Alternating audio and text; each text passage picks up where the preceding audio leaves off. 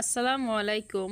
আজকে আমরা সুন্দরীপুর গ্রামের মোহনলালের করুণ জীবন কাহিনী শুনব। সে ছিল খুবই গরিব একজন মানুষ এবং রাজা তার উপর অনেক নির্যাতন করত এবং অত্যাচার চালাতো।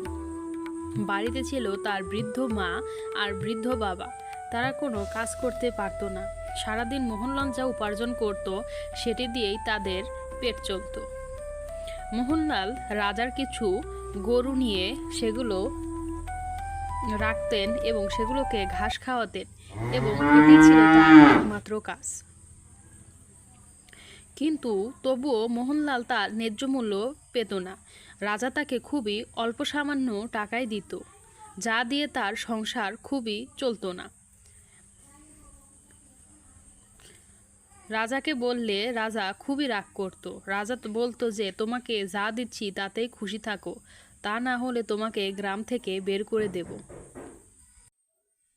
সে মা বাবার জন্য কিছু খাবার সংগ্রহ করতে পারলেও নিজের জন্য সে কোনো খাবারই সংগ্রহ করতে পারতো না। সে খুবই চিন্তায় পড়ে গেল কিভাবে যে কি রোজগার বাড়ানো যায়। সে রাতে ঘুমাতে ঘুমাতে ভাবলো যে কি করা যায়। পরের দিন সকালে গ্রামের কিছু ভালো মানুষের সাথে মোহনলালের দেখা হলো। তারা তাকে কিছু বীজ আর কোদাল দিল যাতে সে ফসলের চাষ করতে পারে এবং তার জীবিকা নির্বাহ করতে পারে। সেগুলো নিয়ে মোহনলাল বাড়ির দিকে চলল।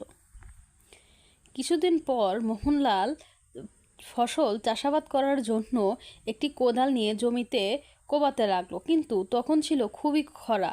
তাই সে মন খারাপ করে জমিতেই বসে পড়ল যে কিভাবে ফসল ফলাবে।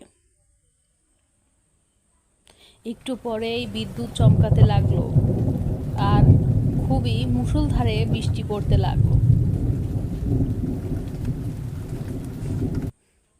বৃষ্টিতে জমিতে চারাগুলো খুব ভালো জন্মালো এবং তিনি নিড়ানি দিয়ে তার জমির আগাছা পরিষ্কার করে দিলেন।